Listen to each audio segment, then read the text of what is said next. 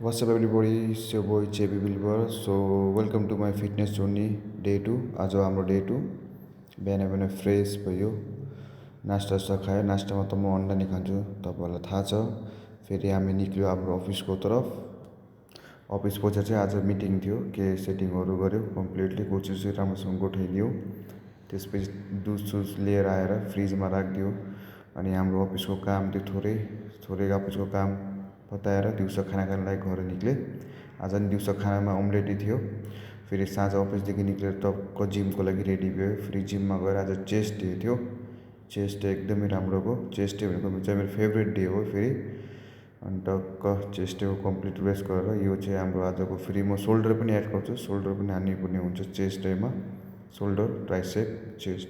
अनि हामी यो चाहिँ मेरो फ्रेन्ड हो। अनि साँझको डाइट चाहिँ यो थियो आज हाम्रो। लास्ट वाकिङ गर्न गयौँ। आजलाई यति।